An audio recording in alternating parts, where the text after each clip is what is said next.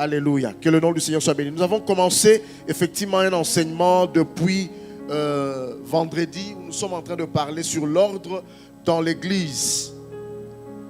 C'est très important qu'il y ait de l'ordre dans l'église du Seigneur. Il est vraiment important parce que Dieu est un Dieu d'ordre.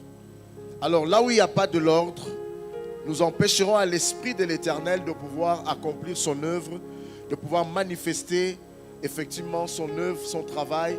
Parce qu'il ne faut pas oublier que l'Église a une mission. Et la mission de l'Église, ce n'est pas de pouvoir faire un club ou un clan. Et la mission de l'Église, c'est de pouvoir peupler le monde pour remplir le royaume des cieux. Amen. La mission de l'Église, c'est de pouvoir permettre au monde de pouvoir rencontrer et de connaître Dieu. La mission de l'Église, c'est de faire découvrir Dieu aux nations. Amen. Et c'est important en tant qu'Église que nous puissions comprendre ces mystères. Nous avons été appelés hors du monde pour pouvoir appartenir à un Dieu qui est grand. Nous avons été appelés hors du monde pour manifester le caractère de Dieu. Nous avons été appelés hors du monde pour pouvoir témoigner et faire comprendre au monde qu'il y a un Dieu qui est puissant. Alléluia. Du reste, vous allez vous rendre compte que la plupart des cas, beaucoup de vies sont épargnées de la mort, le simple fait d'appartenir dans une église. Il y a des personnes qui, peut-être qui sont ici, qui pouvaient mourir depuis. Mais le simple fait d'être dans une église fait que la main de l'Éternel protège. C'est ça le mystère de l'église. Alléluia. Et aujourd'hui, nous allons parler beaucoup plus sur la paternité spirituelle, ou en d'autres termes, la loi de la paternité spirituelle. Toujours dans cet ordre que nous avons commencé en ce qui concerne l'ordre dans l'église. Amen. Vous allez vous rendre compte, on va prendre la Bible dans 1 Corinthiens 4 plutôt, le verset 15. Qu'est-ce que la Bible dit?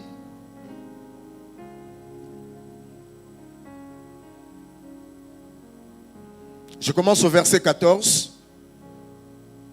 1 Corinthiens 4, 14 à 15. Ce n'est pas pour vous faire honte que j'écris ces choses. Ça, c'est l'apôtre Paul qui s'adresse aux Corinthiens. Mais je vous avertis comme mes enfants bien-aimés. Car quand vous aurez 10 000 maîtres en Christ, vous n'avez cependant pas plusieurs pères. Puisque c'est moi qui vous ai engendré en Jésus-Christ par l'évangile. Je vous en conjure donc, soyez mes imitateurs.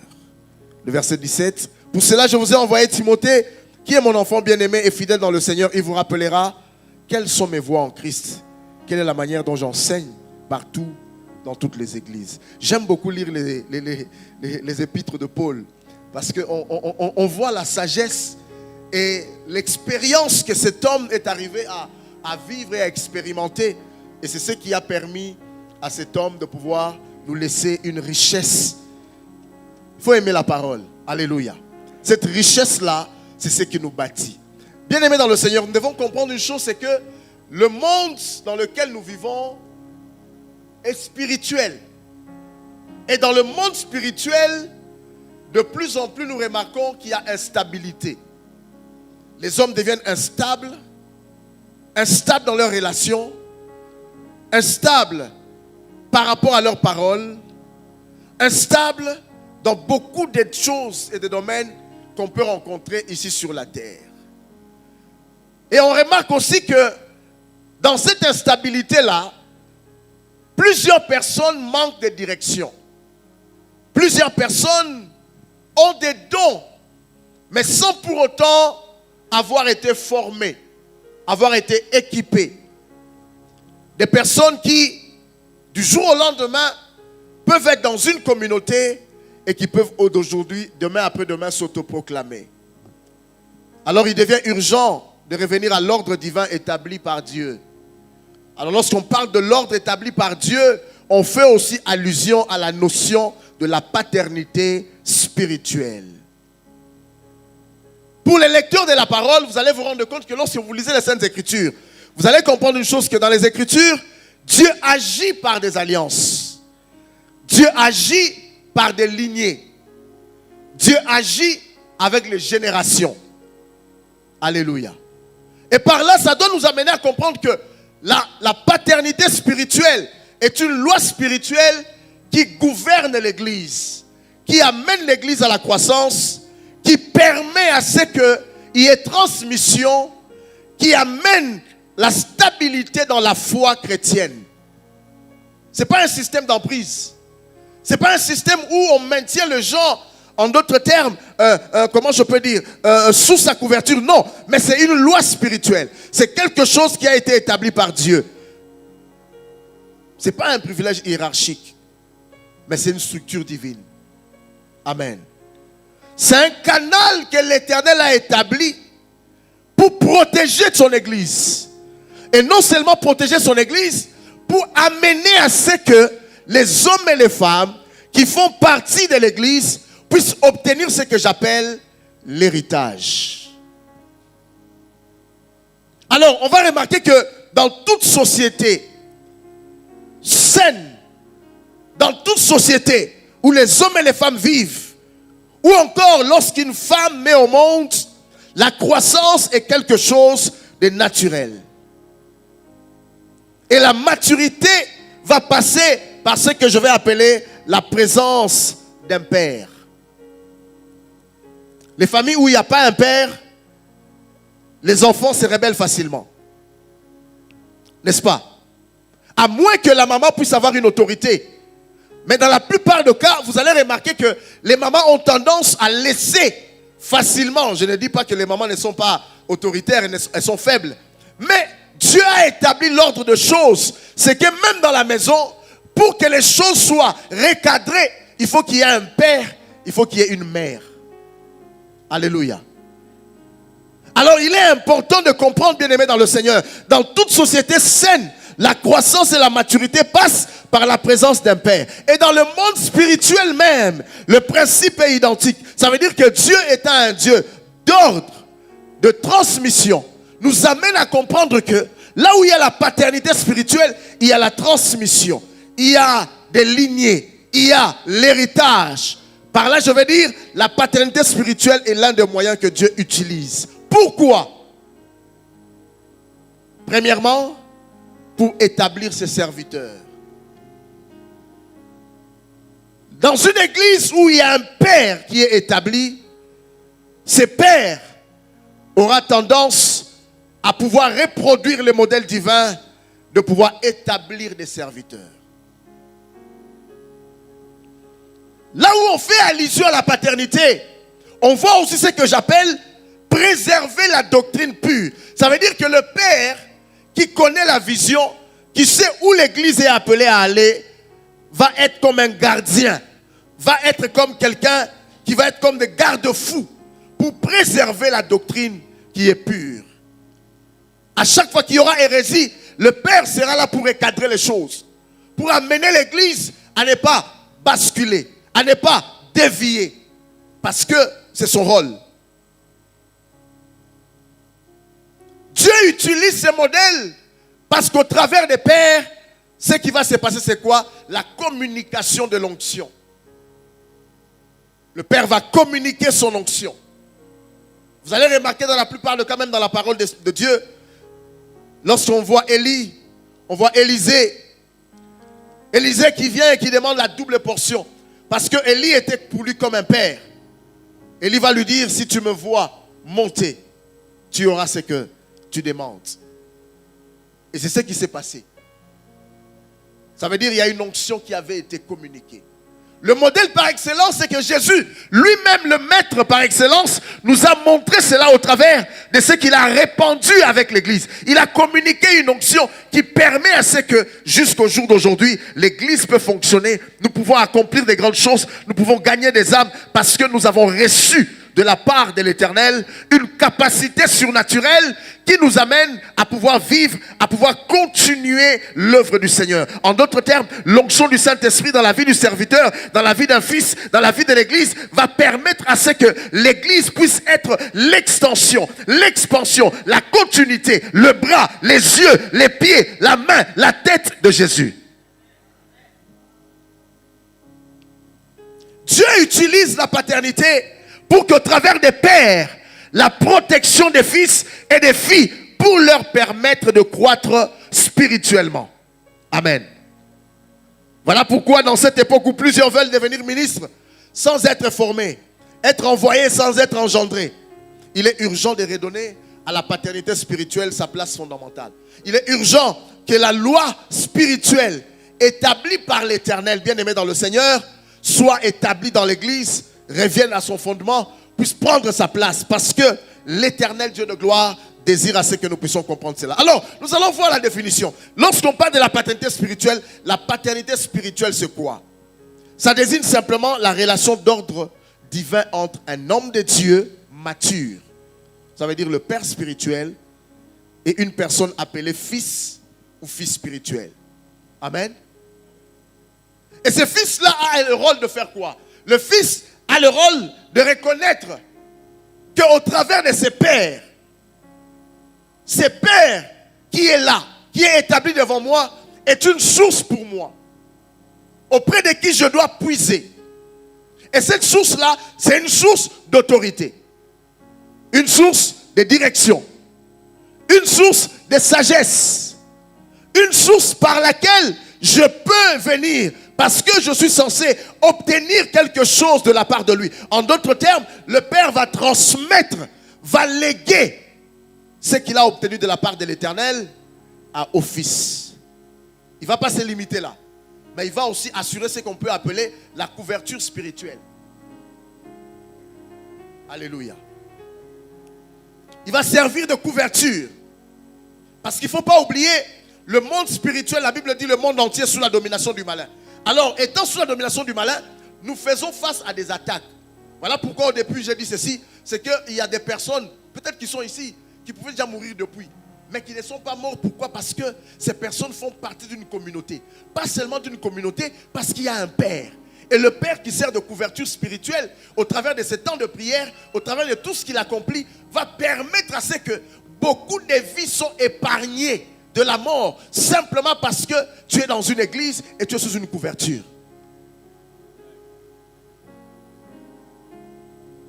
Alléluia. La paternité spirituelle, c'est une relation d'alliance spirituelle.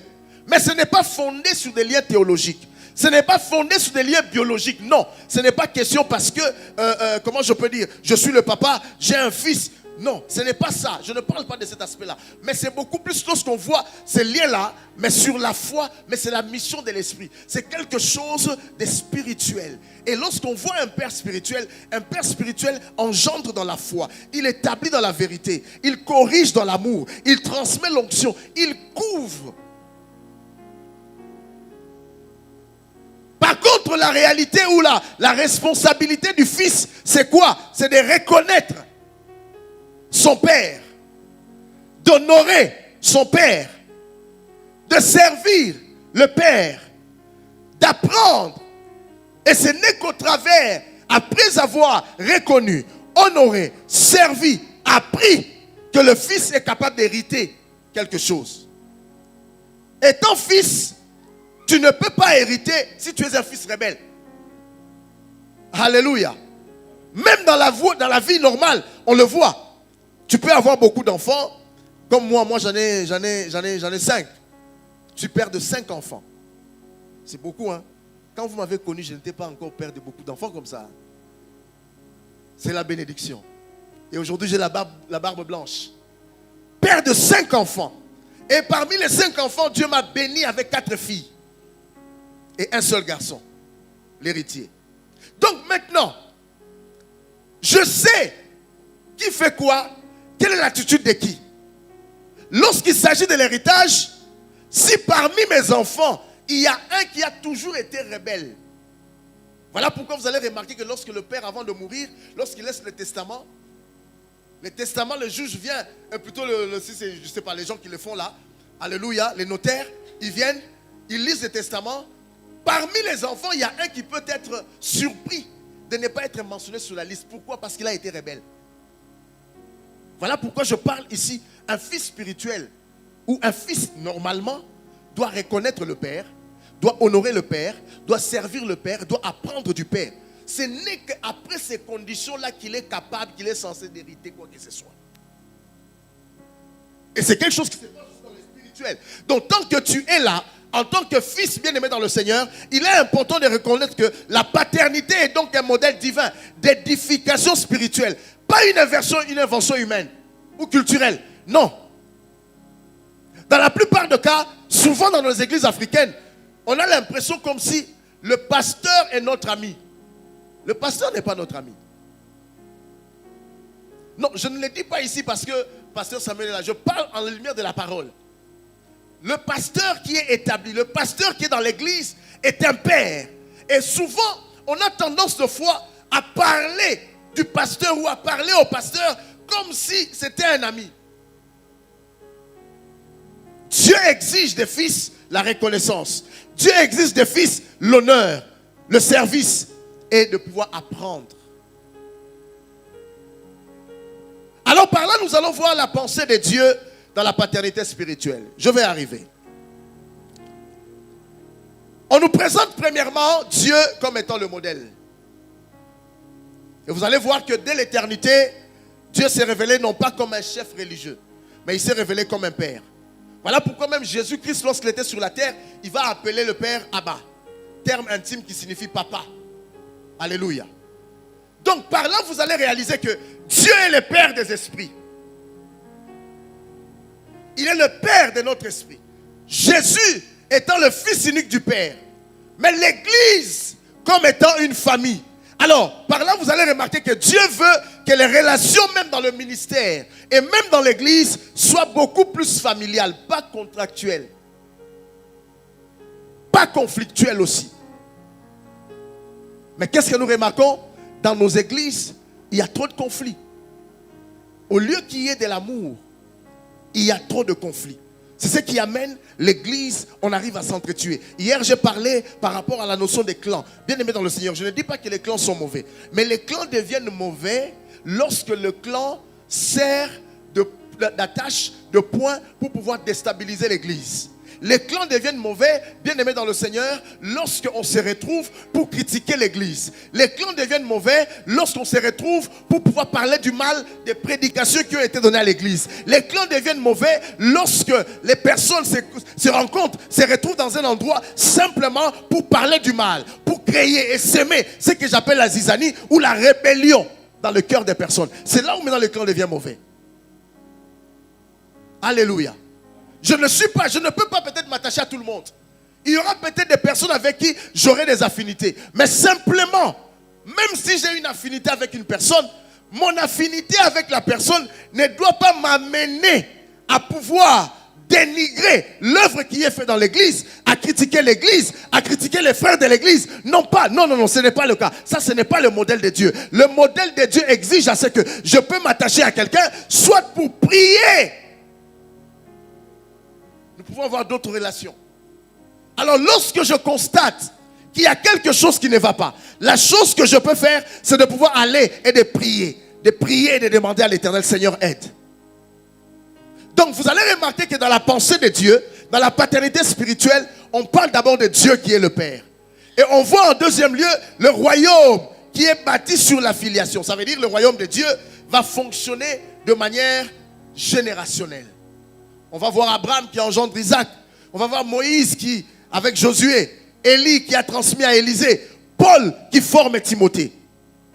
Et cela doit être le même modèle qui doit se passer dans l'église. Dieu ne saute pas les générations. Non. Il les connecte. Voilà pourquoi je m'aimerais dire que chaque génération a besoin d'un père pour se construire correctement. Lorsqu'il y a un père dans une famille, les enfants ont une direction dans leur vie. Lorsqu'il y a un père quelque part, les enfants obtiennent des orientations par rapport à leur destinée, par rapport à leur avancée. Dieu ne va jamais sauter en ce qui concerne cette structure générationnelle. Jamais. Je vais encore dire ceci, c'est que la paternité protège, la paternité aligne. Et un ministère sans père devient un bâtisseur solitaire. Ça veut dire, lorsqu'il n'y a pas de père dans une communauté, l'orgueil s'installe. L'erreur doctrinale s'installe. Et après, il y a épuisement ministériel. J'étais en train de dire au pasteur Samuel, par rapport à tout ce que j'ai vécu dans ma vie, dans mon ministère, et aussi que dans la vie de tout le jour. Pour ceux qui ne le savent pas, j'ai rencontré des moments difficiles dans ma vie. 2021, après juste le Covid, mon épouse enceinte. Elle me dit une chose, elle me dit, je ne comprends pas, la 4e fille est en train d'allaiter, mais le problème est que le sein gauche, quand je lui donne, elle ne veut plus prendre cela. Qu'est-ce qui ne va pas? Et j'ai l'impression comme si mon sein là, c'est un peu déformé. J'ai dit, mais va voir le médecin. Et c'est là qu'elle va voir le médecin. Le médecin font le bilan comme quoi le verdict tombe. Cancer de sein. Je viens de rencontrer des moments difficiles dans ma vie. J'ai traversé des épreuves compliquées. Je me rappelle ce jour-là, lorsqu'elle a ramené les documents à la maison, lorsque j'ai lu, je suis allé sur Internet, j'étais calme. Mais ça m'avait tellement touché. Effectivement, ils ont attesté que c'était ça le cancer de sein. Mais on lui a demandé d'aller voir son médecin. Je me rappelle ce jour-là, lorsque je fermais l'enveloppe, j'ai pris mes téléphones, je suis sorti de la maison. Alléluia. Ah, Jésus. Je n'ai pas voulu pleurer devant les enfants. Je n'ai pas voulu manifester la faiblesse. Je suis allé crier dehors. J'ai crié. Ces jours-là, si quelqu'un m'avait vu, quelqu'un allait dire, cet homme est devenu fou. J'ai rappelé à Dieu. J'ai dit à Dieu, Seigneur, je t'ai servi depuis ma jeunesse. Ce n'est pas arrivé à ce stade où je vis des moments difficiles. Le ministère traverse des moments difficiles que je vais perdre un être cher. Je ne pourrai pas. Si tu permets que cette femme que tu as mis à mes côtés parte, je ne sais pas si je pourrais me relever. Aide-moi. J'ai crié à Dieu. J'ai pleuré. Je n'ai pas voulu le faire devant les enfants. Aujourd'hui, je le fais devant vous. Mais ces jours-là, je n'ai pas voulu le faire devant les enfants. Je regardais 4 enfants, élever seuls les 4 enfants. Je m'imaginais. J'ai crié, j'ai pleuré devant Dieu. Et lorsque j'ai fini, j'ai essuyé mes larmes. Je suis rentré à la maison. Je l'ai encouragé. C'est là où, bien aimé dans le Seigneur, vous remarquez que la notion de la couverture spirituelle joue un rôle très important. Alléluia. L'épreuve a commencé. Nous avons commencé à entamer l'épreuve ensemble. Et je me rappelle ces jours-là, elle était sortie de la salle de bain, elle me dit, regarde comment est-ce que mes cheveux commencent à tomber. On a pris le temps de préparer les enfants. Je l'ai ramené, j'ai dit, viens au salon, assieds-toi là, ramenez-moi ma tondeuse. J'ai moi-même coupé ses cheveux. J'ai dit, pour que tu ne puisses pas avoir mal, je préfère couper cela maintenant. Pour que chaque matin, tu ne te lèves pas en peignant tes cheveux, que tu vois tes cheveux tomber. Je veux couper cela, je vais raser cela, pour que tu sois déjà préparé dans ta tête. La paternité protège. La paternité aligne. En même temps, j'étais sa couverture. Elle est pour moi une fille, parce que je l'ai engendrée dans la foi, dans le ministère.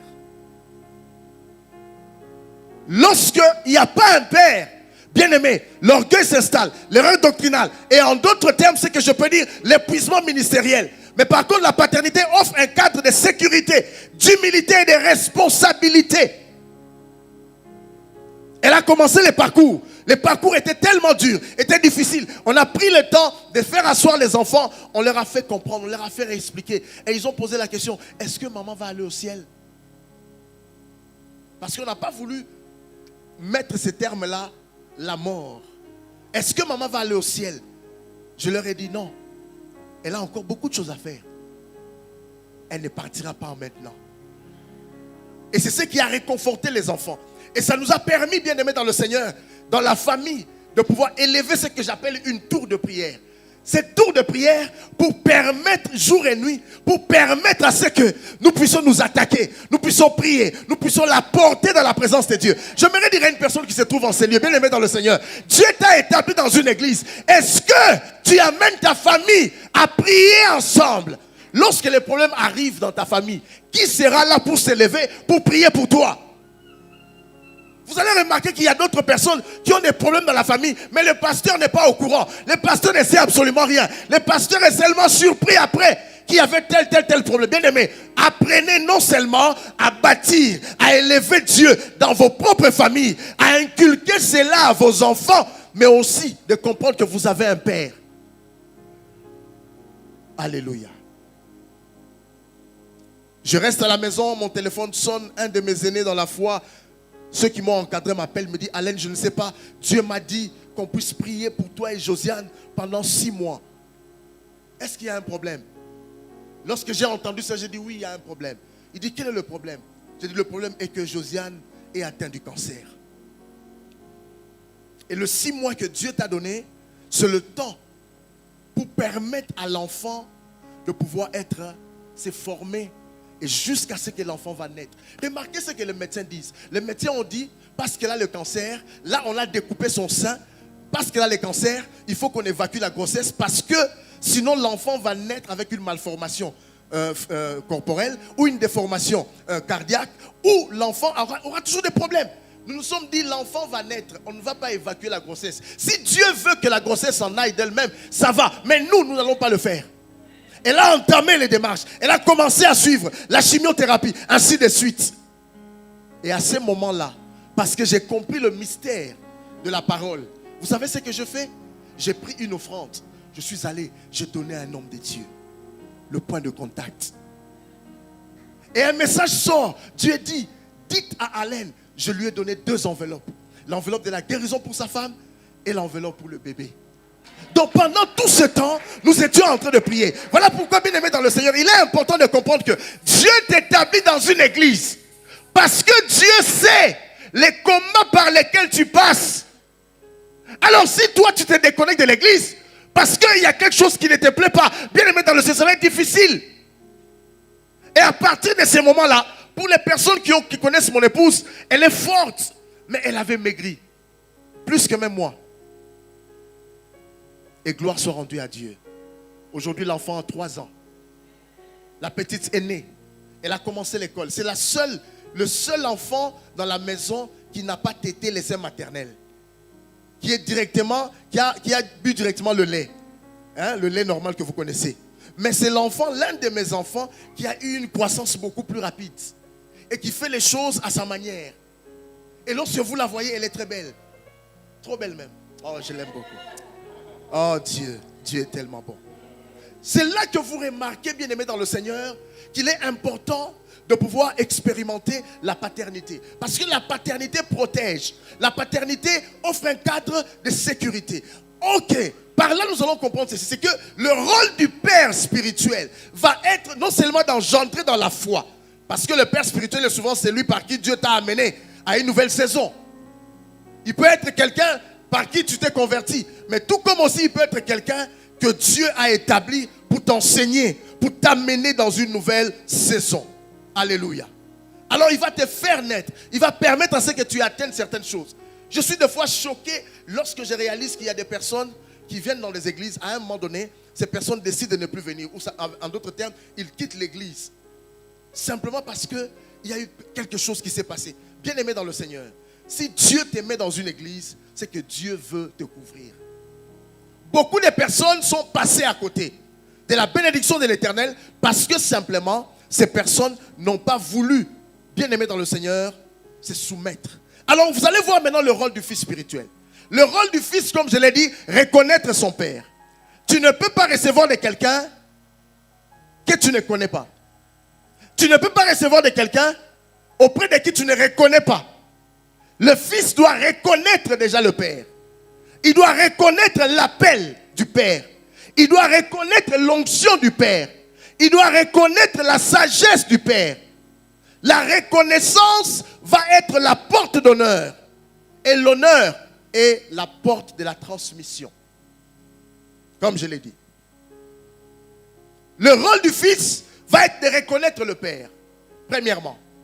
Deuxièmement, le rôle du fils va être de servir fidèlement. La Bible parle comme la Bible parle de Timothée avec Paul. On présente Timothée comme un fils.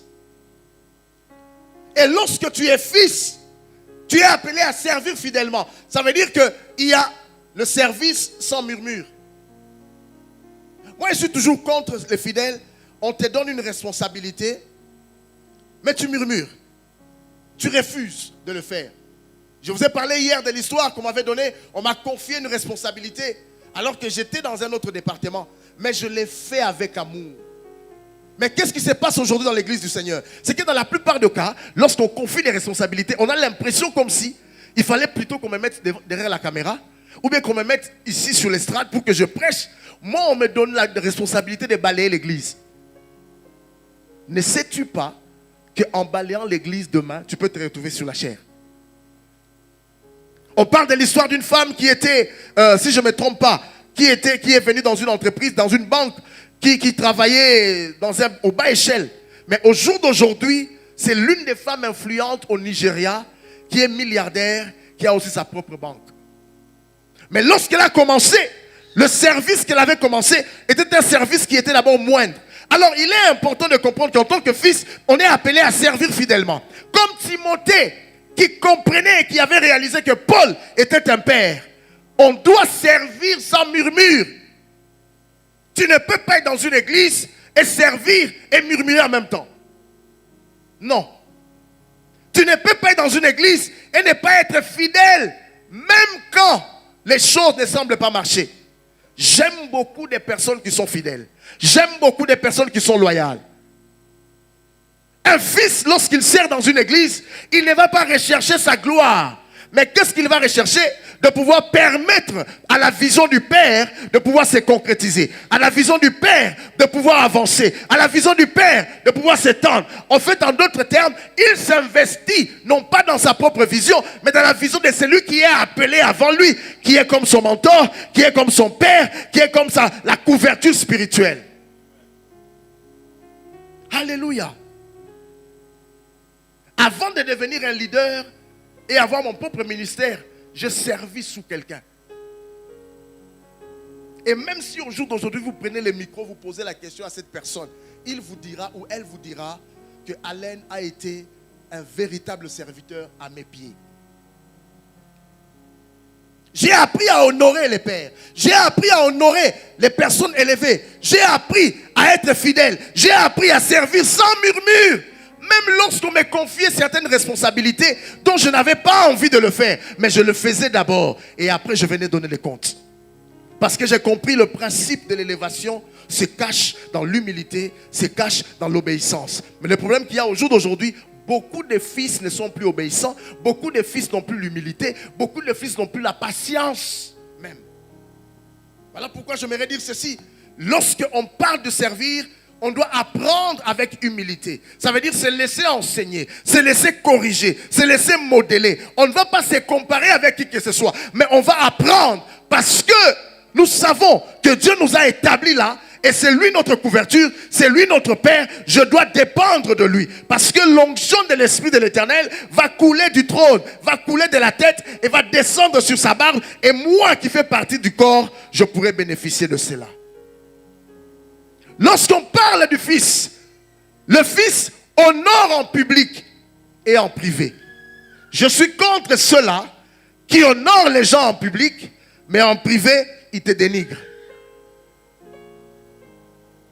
Alléluia. Et on remarque ça dans les églises. Ils seront prêts à t'honorer en public, pasteur. Ils seront prêts à dire, ah, lui c'est mon père, Lui, c'est mon père. Lui, c'est mon père devant tout le monde. Peut-être parce que tu es là ou bien le pasteur est là. Mais en privé, non. J'aimerais dire par là, l'honneur se manifeste par les paroles. L'honneur se manifeste par les attitudes. L'honneur se manifeste par la loyauté. Je peux lire sur le visage d'une personne qui devient déloyale. Ça, de ce côté-là, j'ai reçu cette grâce. Je me rappelle une fois, je suis allé dans une église, dans une ville en France, au Mans. J'arrive dans cette église-là. Après les cultes, on nous amène au bureau. On était là tous avec les pasteurs, ainsi de suite. On était en train de parler. Et lorsque je sors de l'église là, j'appelle mon parrain, je lui dis, pasteur, j'étais dans telle église là, mais je crois que l'église là, d'ici un mois, ça va se scinder. Il dit, mais comment tu sais, tu veux pour faire des malheurs? Je dis, non, non, non. Les réalités qu'on a vues dans le ministère nous font détecter. On détecte, on comprend. Et quand je suis parti, c'est ce qui s'est passé.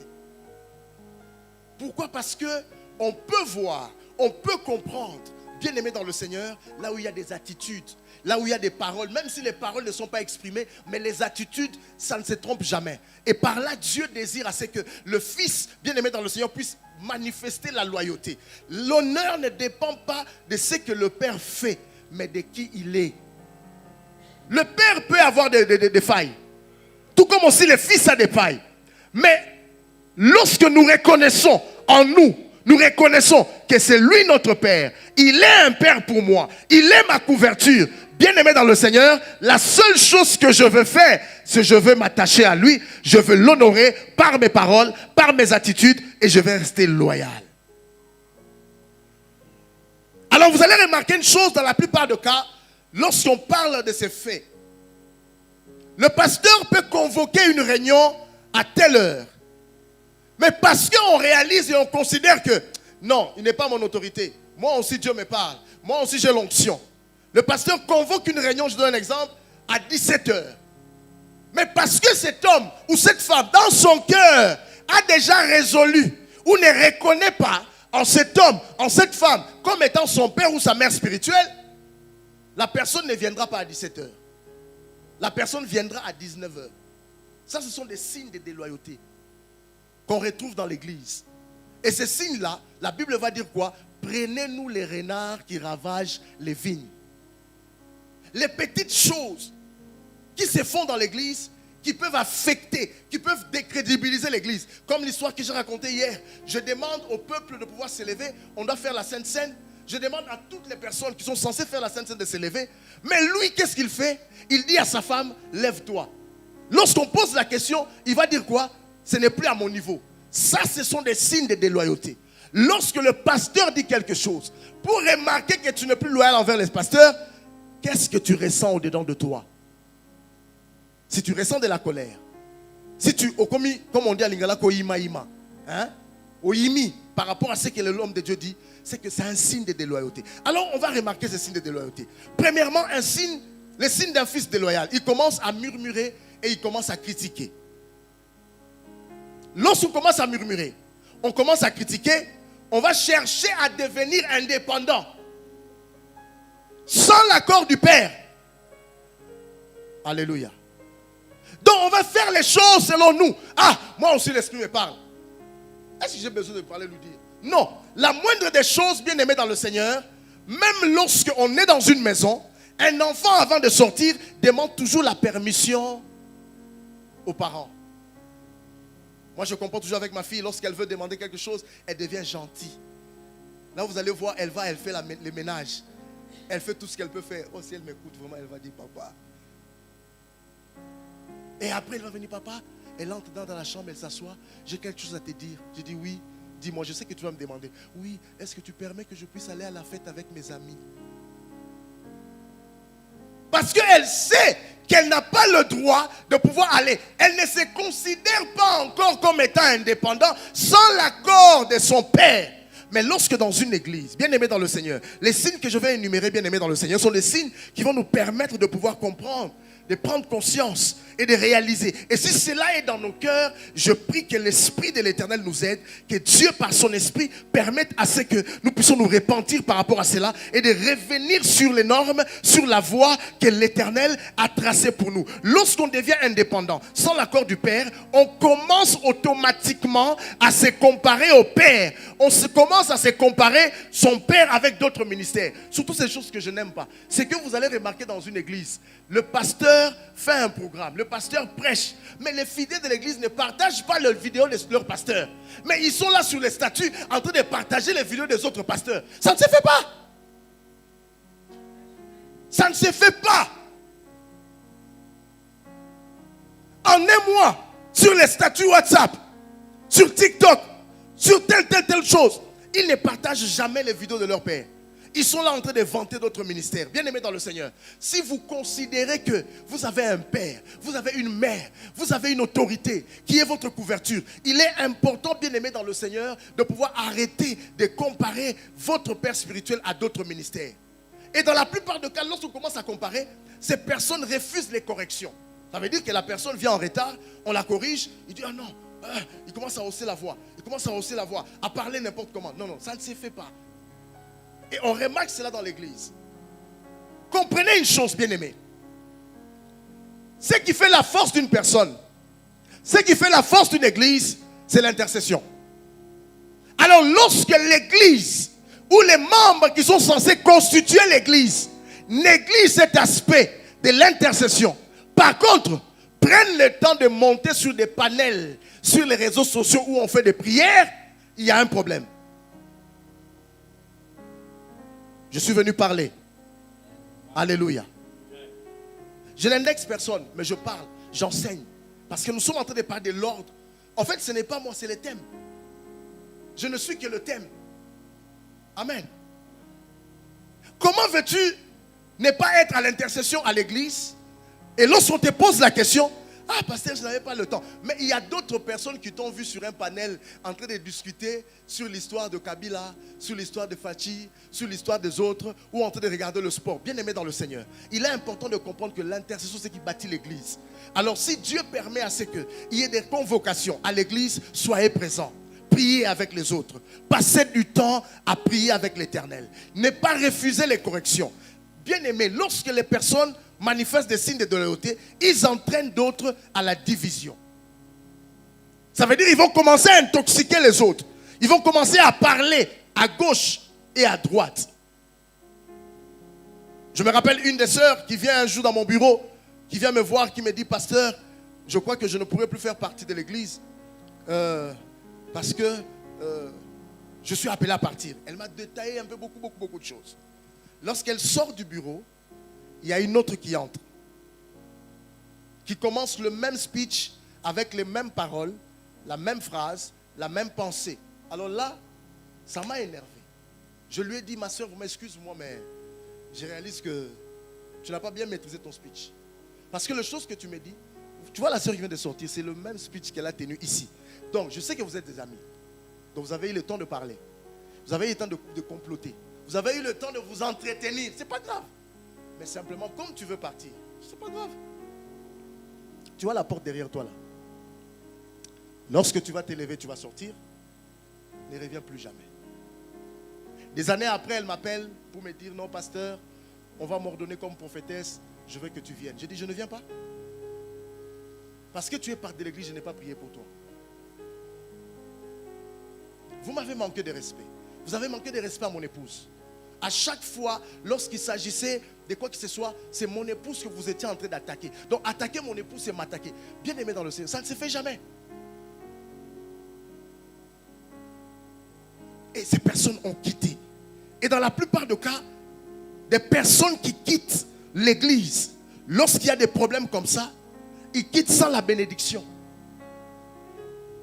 Amen. Ils quittent sans la bénédiction. Je vous ai parlé de l'histoire du frère hier. Si je vous raconte ce qui est arrivé après à ses frères, vous allez dire, mais qu'est-ce qui s'est passé? Après m'avoir manqué de respect, après avoir fait n'importe quoi pour déstabiliser l'église, il a quitté l'église, mais sans la bénédiction. Mais il avait été ordonné comme étant pasteur à l'église. Mais au jour d'aujourd'hui, sa vie a basculé. Le divorce a pris place dans sa vie. Sa santé a été détériorée. Lorsque je le vois, je me dis, mais qu'est-ce qui s'est passé? Et je me rappelle bien, un jour, un homme de Dieu m'a appelé, il m'a dit, Alain, s'il te plaît, fais un effort. Écoute-le, il va t'appeler. Prie pour lui. Bien-aimé dans le Seigneur, je dis ici vendredi, beaucoup de personnes sont devenues maudites. Beaucoup de personnes sont sous la malédiction parce que simplement, ces personnes n'ont pas compris les principes spirituels qui sont établis dans l'église du Seigneur. Il faut être reconnaissant envers l'Éternel. Souvent, vous allez vous rendre compte qu'il y a des personnes qui travaillent, qui vont au boulot, qui respectent la notion du temps au travail. Mais en ce qui concerne l'église, non, ils ne respectent pas. Pourquoi? Vous savez pourquoi les gens ne respectent pas? Parce que les gens considèrent que l'église n'appartient pas à Dieu, mais appartient au pasteur. Parce que les gens réalisent que au travail là-bas, on me paye. Mais ici, on ne me paye rien. Je peux venir quand je veux. Non, ce n'est pas un club. Ce n'est pas un mousiki. Ce n'est pas une tantine. Mais c'est l'institution divine.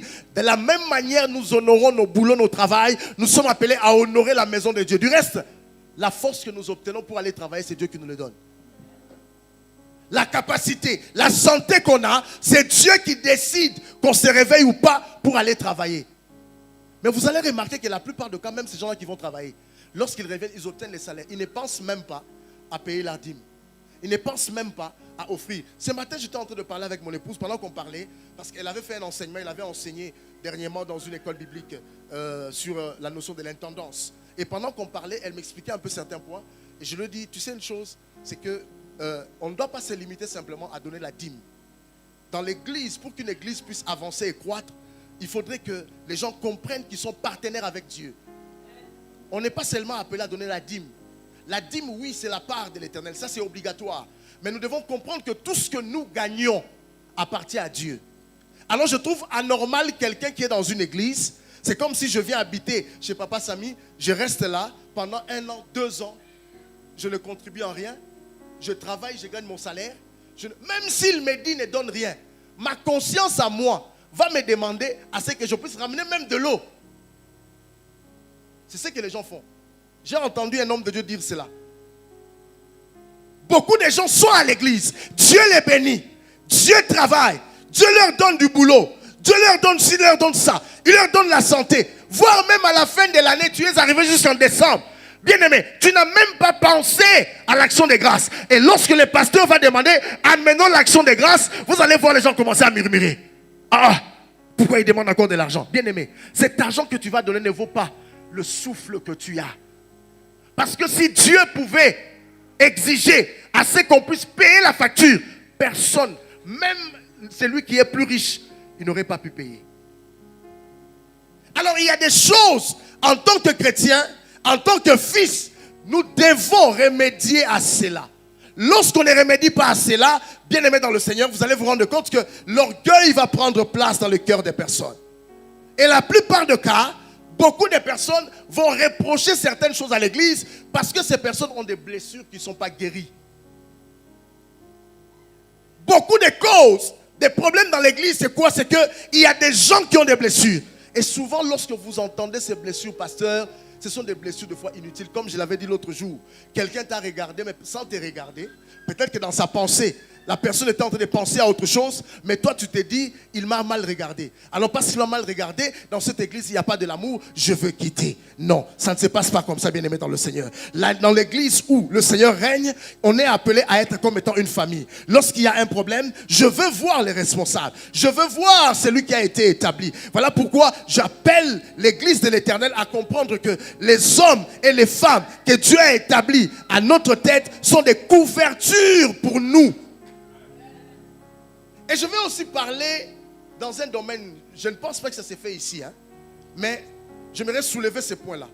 Surtout dans des départements d'intercession, des départements où on prie, où des messages sortent. Vous ne pouvez pas être dans un département où un message sort, que ce soit de l'intercession, groupe de louanges, ainsi de suite. Un message sort pour l'église sans informer le pasteur. Ça ne se fait pas. Est-ce que quelqu'un me comprend? Ça ne se fait pas. On ne peut pas être dans une communauté. Parce que l'église est appelée à bâtir. L'église est appelée à avancer. L'église est appelée à évoluer. Alors pour que l'église évolue, de fois Dieu peut permettre à ce que des messages viennent de par-ci par-là. Alors il est toujours important de pouvoir faire remonter les choses à la tête. Parce que c'est lui qui a la direction. C'est lui qui a le bâton de commandement. C'est lui qui dirige la barque. Alors il sait comment orienter les choses. Lorsqu'une parole sort, lorsqu'une prophétie vient, il est au courant de cela. Il saura comment amener l'église à pouvoir soit prier ou soit à faire des actions qui vont permettre à ce que les choses puissent avancer. Dans la plupart des cas, lorsque les choses pareilles s'élèvent, c'est qu'on commence à avoir une dose de rébellion.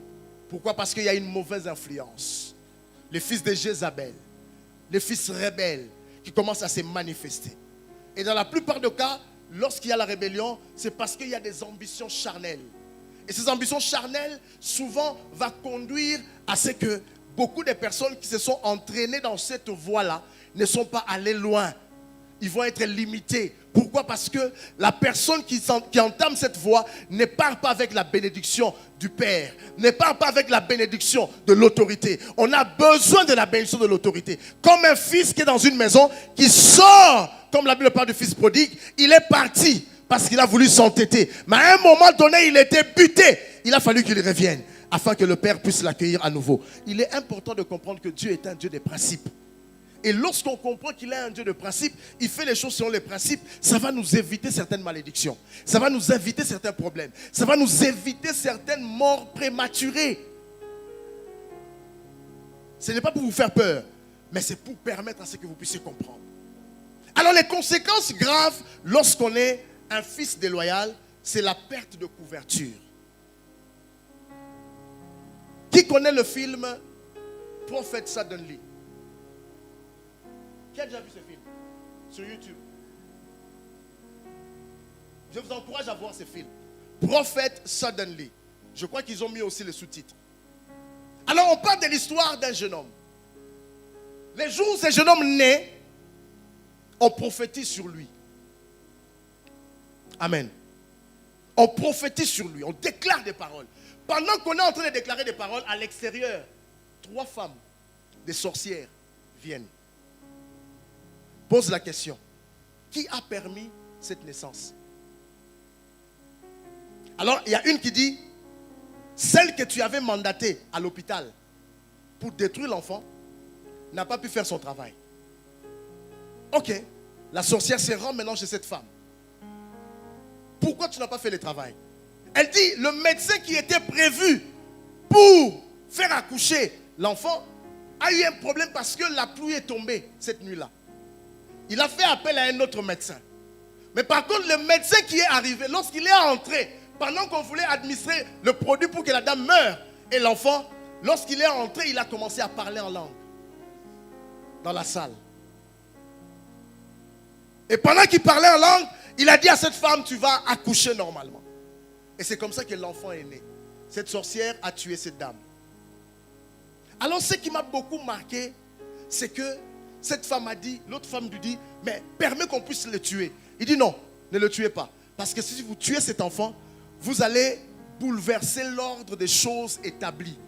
Nous allons l'attendre lorsqu'il va atteindre 30 ans. Mais pendant cette lignée-là, nous allons l'accompagner avec les désirs charnels, avec l'orgueil de la vie. Voilà pourquoi il y a des gens qui viennent à l'église, bien aimés, il y a des choses qui se passent des fois dans des églises. Les gens ne savent pas, il y a des liens. Même si on dit que nous sommes en Christ, mais il y a des choses, bien aimées dans le Seigneur, qui se passent, des attitudes, des comportements qui ne sont pas dignes des chrétiens. Simplement, nous pouvons voir la main de l'ennemi derrière. Le diable agit, le diable contrôle. Cet enfant a grandi, il est devenu un grand chanteur, de renommée. Sa voix était connue partout. Mais à chaque fois qu'on l'invitait, il exigeait un montant. Alors c'est là maintenant, lorsque les 30 ans ont sonné, la dame vient. Il dit, l'heure est arrivée, nous sommes à la saison, nous devons détruire cet enfant. Je suis en train de parler là de la couverture spirituelle. Vous allez écouter. Il était un frère dans l'église. Il chantait. Mais maintenant, à chaque fois qu'il y avait un programme à l'église, il ne venait plus. Il était devenu une star. Il allait ailleurs, là où on lui donnait l'argent. À l'église, comme on ne lui donnait rien, il ne venait plus. Alors un beau jour, le pasteur dit, on va faire une convention, mais toi tu n'es plus toujours là, il faut que tu viennes souvent. Le frère dit, oui, je serai là. Mais en même temps, il a eu un contrat pour qu'il aille chanter au Kenya à 50 000 $. Alors le jour du programme, le pasteur ne l'a pas vu, il est parti. Le pasteur était touché. Vous savez, en tant que père spirituel, ne cherchez jamais à toucher de manière négative le cœur d'un père. Alors ce papa était tellement touché, il était là. Et pendant ces moments-là, lui, il est en train de prester. On lui a donné son argent. Il a fini la prestation. Il vient s'asseoir. La partie qui était restée, il fallait qu'on puisse le payer. Ce pasteur qu'il avait invité va demander à ceux qui l'attendent. Il entre dans une pièce. Il porte une soutane avec des bougies partout. C'est là qu'il va rencontrer la dame qui était en train de rechercher cet homme. Il dit, qu'est-ce qu'il demande? Il dit, il veut de l'argent. C'est là qu'il prend de l'argent pour lui donner. Et pendant ces moments-là, son père spirituel qui est resté de l'autre côté au Nigeria, il va simplement dire une parole. Il dit, ce fils m'a fait du mal. J'enlève ma couverture de sa vie. Oh my God. C'est là qu'on voit l'habit qu'il portait est parti. Il est resté nu. Et c'est comme ça qu'on a pu la voir. Lorsque cette femme a donné l'argent à ses pasteurs, il dit, la seule chose que je vais te demander, c'est que demande de lui que tu lui imposes le main. C'est là que nous aurons accès à lui. Nous allons le prendre et nous allons le détruire. Beaucoup des enfants de Dieu ont perdu la couverture spirituelle dès lors qu'ils ont considéré dans leur esprit que celui qui était établi comme père n'était pas leur père. Dès lors, ils ont commencé à considérer le père spirituel comme étant leur ami, leur collègue. Dès lors, ils ont commencé à murmurer contre le père. Et c'est ce qui amène plusieurs à ne plus être sous la couverture spirituelle. Vous allez vous rendre compte que lorsque la couverture s'enlève, les personnes sont ouvertes à des attaques, à des maladies, à des choses qui peuvent frapper la vie des hommes et des femmes et qui peuvent déstabiliser la vie de plusieurs. C'est ce qui amène, on a des morts de foi dans les églises. Pourquoi? Parce que simplement, une personne n'a pas suivi le processus, n'a pas voulu accepter, n'a pas voulu se soumettre à l'autorité bien-aimée dans le Seigneur. Les conséquences graves, c'est la perte de la couverture spirituelle. J'aimerais dire à une personne bien-aimée dans le Seigneur, il faut comprendre cette réalité, ces principes ministériels. Je me rappelle encore d'un de mes fils qui est à Paris, qui voyage souvent avec moi. Un jour, on a invité un pasteur qui est venu à l'église. Et pendant qu'il était en train de prêcher, il a fait l'éveil. Il lui a dit, écoute, toi, tu as fait un voyage dernièrement. Tu es allé à Kinshasa. Mais dans la logique des choses, tu ne devais pas revenir. Parce que ton voyage à Kin, tu étais censé mourir. Mais en même temps, je suis en train de voir que avant ton voyage, tu es allé voir ton pasteur. Tu as donné une enveloppe, il a prié pour toi. C'est cette prière qui t'a couvert pour ton voyage. Et tu es revenu sain et sauf. Bien-aimé, les choses spirituelles, on ne blague pas avec cela. La perte de la couverture spirituelle est l'une des conséquences graves. Le retrait de la faveur spirituelle. La stérilité dans le ministère. Et lorsque ces choses s'établissent, qu'est-ce qui va se passer? On va être déconnecté du ciel.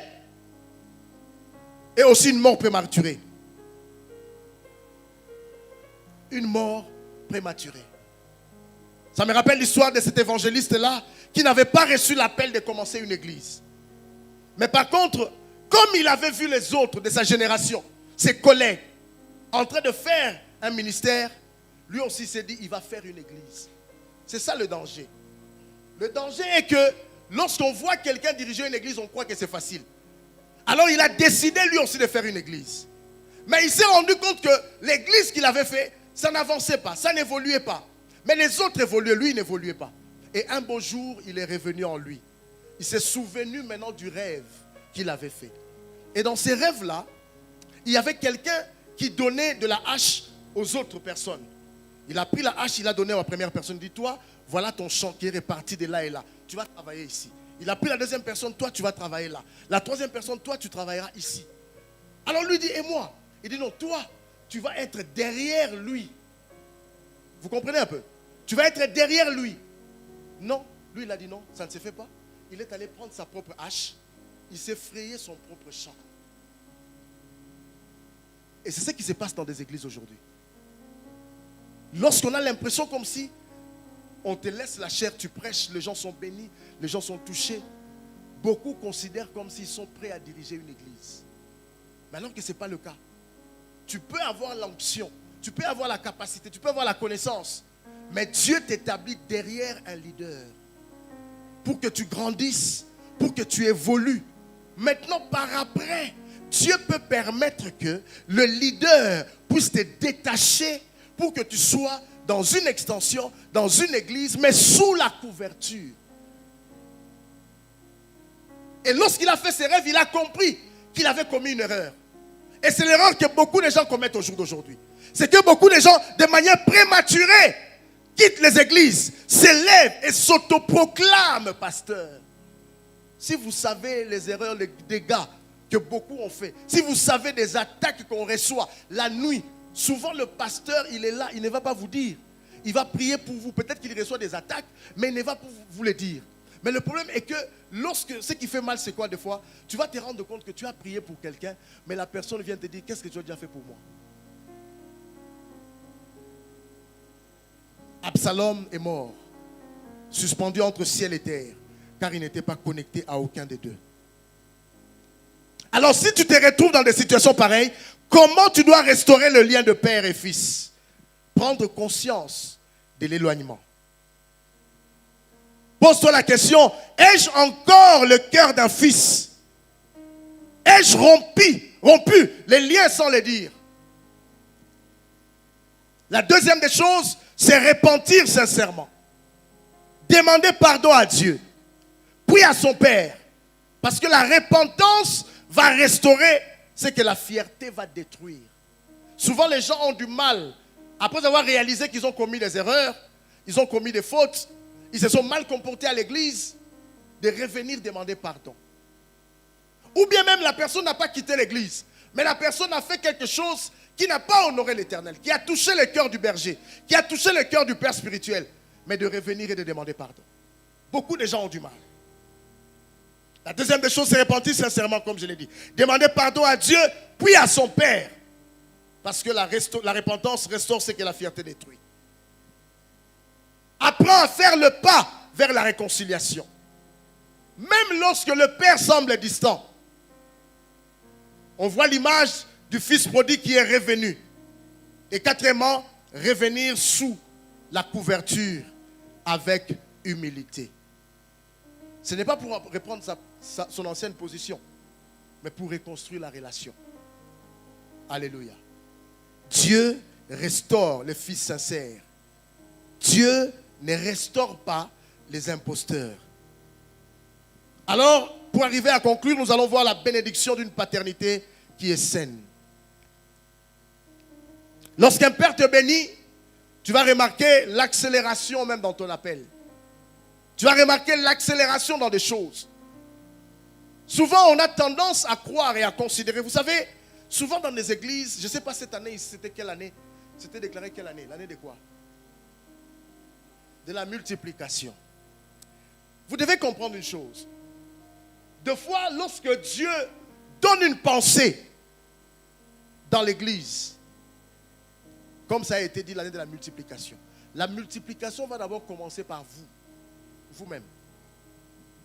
Et je l'avais dit l'autre jour, c'est que pour que la gloire se manifeste dans la vie des personnes qui constituent l'église, ces personnes doivent être en accord et en alignement avec Dieu. Tu ne pourras pas voir la multiplication si tu n'es pas en alignement avec l'Éternel. Tu ne pourras pas voir la bénédiction de l'Éternel si toi-même tu sais et tu réalises qu'il y a des choses dans ton cœur que tu n'as pas fait sortir pour laisser la place à l'Esprit de Dieu. La Bible va dire de ne pas attrister l'Esprit de l'Éternel. Amen. Des choses que je parle, ce sont des choses que je parle de manière générale parce que ce sont des choses qu'on vit dans des églises. Et je sais que ça peut aussi arriver à ce que dans l'église telle que nous sommes, vous êtes peut-être en train de vivre cela. Mais il est important aussi de comprendre ceci. C'est que lorsque on vient dans l'église, l'année peut être déclarée une année de bénédiction, une année de gloire, une année de succès. Mais n'oubliez pas que l'ennemi de nos âmes ne nous laissera pas tranquilles. Le diable sera là en train de pouvoir cogiter. en train de nous suivre. Et souvent, lorsque nous avons des problèmes et que nous n'allons pas vers les hommes de Dieu, vers les personnes qui sont censées nous diriger, pour soit prier pour nous, bien-aimés dans le Seigneur, nous risquons d'arriver en décembre et de ne pas voir les choses se réaliser. Et souvent, dans la plupart des cas, on accuse l'Église. Pose-toi la question. L'année de la multiplication, qu'est-ce que tu as fait pour vivre la multiplication? Qu'as-tu déjà fait? Parce que lorsque Dieu donne une promesse, il attend en retour que nous puissions faire quelque chose. Un homme de Dieu va parler et va dire, il avait lu dans les livres, dans la parole de Dieu, qu'il était dit, Jésus prêchait, enseignait, guérissait et chassait les démons. Il s'est rendu compte qu'il avait prêché la parole, il avait enseigné, mais il leur manquait la guérison. Alors ils sont allés maintenant tenir des réunions pour faire des programmes pour guérir les malades. Ils ont prié pour une dame, mais quelques jours après, cette dame s'est retrouvée à la morgue. C'est là qu'il s'est posé des questions. Seigneur, tu as dit, voici les miracles qui accompagneront ceux qui auront cru. C'est là que le Seigneur va lui dire, commence d'abord par ôter l'idole dans ton cœur. Il pose la question, quelle idole? Il dit le football. Cet homme de Dieu va dire que le football n'est pas mauvais. Regardez le football, ce n'est pas mauvais. Mais lorsqu'il y a programme d'église, de culte, et qu'il y a match de Barça et de Real de Madrid, tu sacrifies le programme du culte pour rester regarder Barça et Real de Madrid, ça c'est une idolâtrie. Alléluia. Lorsque le football, lorsque certaines choses du monde prennent beaucoup plus de place, et on remarque ça dans l'église, moi j'ai déjà remarqué ça, j'ai vécu ça, vous allez voir même les responsables de l'église, ils ne sont pas là. C'est là que tu te rends compte, ah, mais parce que toi tu ne savais pas, il y avait le match. Ah! À cause du match, ils ne sont pas venus. Vous vous retrouvez à l'intention, vous êtes à 3. Ou soit tu viens, toi, ta femme et les enfants. Les autres là, ils ne sont pas là. Pourquoi? Oh non, il y avait un match. Ça, c'est le manque de considération au sacré. C'est le manque de considération aux choses de Dieu. Et de la même manière, lorsqu'on se comporte d'une certaine manière, bien aimé dans le Seigneur, c'est qu'on n'a pas la crainte de l'Éternel. Lorsqu'on parle de ces choses, c'est pour ramener l'Église à avoir la crainte de Dieu. Il y a certaines choses qui ne peuvent pas prendre la place. Vous savez, quand mon épouse était malade, personne ne savait que mon épouse était malade. J'étais là chaque soir sur les plateformes. J'étais là devant la caméra, chez moi à la maison. Je prêchais la parole, j'apportais la parole, je priais pour les personnes. Les personnes donnaient des témoignages. Personne ne s'est rendu compte que ma femme était malade. Ce n'est qu'après, lorsque la guérison s'est placée, ils se sont rendus compte qu'elle était malade. Ils ont dit, Alain, tu as traversé tout ça. Oui. Pourquoi? Parce que j'ai compris en qui j'ai cru. Bien-aimé, lorsque tu sais en qui tu as cru, il y a certaines choses, tu mettras de l'ordre dans ta vie. Il y a des choses qui ne prendront plus la place de Dieu. Il y a des choses, il y a des comportements qui ne pourront plus avoir lieu d'être. Il y a des attitudes, bien-aimé dans le Seigneur, que tu ne permettras plus. Qu'on parle du mal de ton église, qu'on parle du mal de ton pasteur, qu'on parle du mal d'une soeur, d'un frère de l'église. Tu te retrouves dans un environnement où on critique l'église. Tu ne permettras plus ces choses parce que tu as la crainte de l'Éternel. Parce que tu sais que partout où tu es, Dieu est là. C'est ce qui va bâtir l'église. Mais lorsqu'on commence à ne pas se donner totalement à l'église, on se limite, on se dit non, je ne veux plus commencer, j'ai donné beaucoup de mon argent, j'ai donné trop de mon argent, je ne veux plus commencer à donner, bien aimé, c'est toi-même qui t'appauvris. Lorsque tu te retrouves dans un environnement où on parle du mal des hommes de Dieu, on parle du mal des serviteurs de Dieu, surtout avec les réseaux sociaux, vous allez vous lever, vous réveiller, vous allez entendre un tel, on parle du mal de tel serviteur, on critique tel serviteur. Et ce qui choque, c'est que même les chrétiens partagent ces vidéos-là. Le manque de la crainte de Dieu. Bien-aimé, ce matin, j'aimerais dire à une personne, l'urgence du retour à la loi de la paternité. La génération orpheline doit revenir à l'ordre divin. Le ministère n'est pas un sprint d'indépendants, mais une course de relais où les pères forment des fils. Et les fils deviennent des pères. Mais avant que les fils deviennent des pères, les fils doivent honorer les pères. Les fils doivent servir. Les fils doivent acclamer. Les fils doivent être des hommes et des femmes qui manifestent la loyauté. Et c'est là, après, qu'ils obtiennent la transmission de l'onction, de la capacité surnaturelle pour permettre à ce que les choses puissent avancer. Malachie 4, 6 va dire, il ramènera le cœur de père à leur enfant et le cœur des enfants à leur père. Alors si tu as un père, tu reconnais avoir un père, honore-le. Si tu reconnais avoir un père, reconnecte-toi à lui. Si tu reconnais avoir un père, reste fidèle. Alléluia. Alors si tu es un père, forme, aime et libère avec cœur. Et souvent, nous les pères, nous sommes tellement touchés, nous sommes tellement affectés. Mais ce qui nous différencie avec le fils, c'est que nous ne faisons pas la rébellion comme le fils. Souvent, on est beaucoup exposé, on est beaucoup touché, on est beaucoup blessé. Mais en aucun jour, vous allez entendre un père dire, je ne veux plus prier pour vous. Je ne veux plus penser à vous dans la prière. Mais en tant que père, qu'est-ce qu'il fait? Il va toujours manifester de l'amour. Bien que ça lui fait mal, il va toujours manifester de l'amour. Mais sachez une chose, lorsqu'un père est blessé, la prière qu'il adresse à Dieu, même si c'est une prière de bénédiction pour toi, risque de se transformer en prière de malédiction. Je ne le dis pas pour vous faire peur, mais je parle des principes. Si le lien a été brisé, demande pardon et reconstruis. Ce matin, je ne sais pas qu'est-ce que tu as. Mais si tu es sans père, demande à Dieu. Seigneur, reconnecte-moi à mon père. Je me suis écarté. Je n'ai pas voulu suivre ces pas. J'aimerais que tu me reconnectes. Tu me reconnectes. Beaucoup de fils qui s'éloignent. Beaucoup de fils qui murmurent. Beaucoup de fils qui deviennent de plus en plus indépendants finissent à ne pas aller très loin.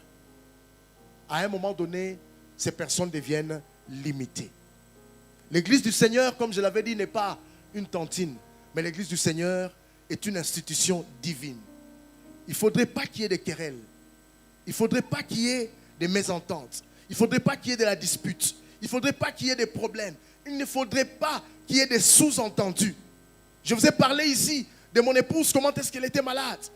Mais il y a des personnes, des pères qui m'ont soutenu, qui ont prié avec moi, qui ont prié pour moi, afin que les choses puissent se passer. Aujourd'hui, le cancer est derrière nous. Nous regardons l'avenir. Nous bénissons Dieu. Mon épouse aura l'occasion de pouvoir venir. Ici, vous allez l'entendre prêcher. Vous n'allez même pas croire qu'elle était passée par le cancer. Vous n'allez même pas comprendre cela. Parce qu'elle avait compris. Et même des hommes de Dieu lui ont dit, si tu as été en vie, c'est parce que tu as un père spirituel. C'est parce que la couverture de ton mari qui est ton père spirituel a fait que le Seigneur puisse t'épargner de beaucoup de choses. Je vous assure, bien aimé, je ne dormais plus. Elle était dans la chambre, les enfants dans la chambre, je restais au salon. Pas sur les lits, mais par terre. Pour simplement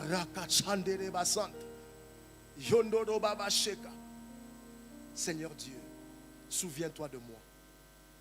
Si même tu peux m'oublier, peut-être que j'ai commis des fautes. Souviens-toi même pour les enfants que tu nous as donnés. Éternel Dieu, je t'en prie. Et lorsque j'ai fait cette offrande et qu'on nous a donné la promesse comme quoi vous avez l'enveloppe de la guérison de Josiane et l'enveloppe de la naissance du bébé qui va naître en pleine forme. Ma prière au salon n'était plus de demander à Dieu de la guérir. Ma prière au salon était de rendre grâce à l'Éternel. Seigneur, merci parce que nous allons encore bâtir l'œuvre de l'Éternel. Seigneur, merci parce que tu vas la relever. Merci, Seigneur, parce que tu vas restaurer. Merci parce que tu vas accomplir ceci. Seigneur, merci. Ça, c'est le travail qu'un père fait. Je ne l'ai pas fait parce que c'était mon épouse, mais je l'ai fait aussi en tant que son père spirituel, en train de prier. Et c'est ça que les pères font. Lorsque les pères sont touchés dans leur être intérieur, ça devient même difficile, ça devient lourd, même de pouvoir prier pour les fils. J'aimerais vous dire, bien aimé dans le Seigneur, si vous êtes arrivé jusqu'au jour d'aujourd'hui, ce n'est pas parce que vous êtes saint, ce n'est pas parce que vous êtes spécial, mais quelque part, la bonté et l'amour de Dieu, mais je peux aussi dire en retour, les prières qui ont été adressées à Dieu au travers de ces autorités que Dieu a établies sur vous. Et il est important de respecter le Père. Il est important d'honorer les pères. Il est important d'honorer la vision. Il est important de pouvoir se soumettre à la vision, de marcher selon le voie de l'Éternel. Même des fois, lorsqu'il y a certaines choses qui sont dites que vous n'appréciez pas, prenez le temps de venir vers le Père. Posez la question, papa, pourquoi tu as dit ça? Je n'ai pas trop bien compris. Est-ce qu'il ne fallait pas que tu puisses dire ça? Mais non. Mais si par contre, on a dit ça, toi tu t'es rebelle, il y a d'autres personnes qui te considèrent, et surtout ceux-là qu'on considère à l'église. Lorsqu'ils posent des actions, ça influence automatiquement les autres. Bien aimés dans le Seigneur. Lorsque, comment je peux dire, il y a un passage de la Bible qui dit malheur à celui par qui le scandale est arrivé. C'est ça. Alléluia. Si un de cet enfant est scandalisé, les malheurs tombent sur cette personne.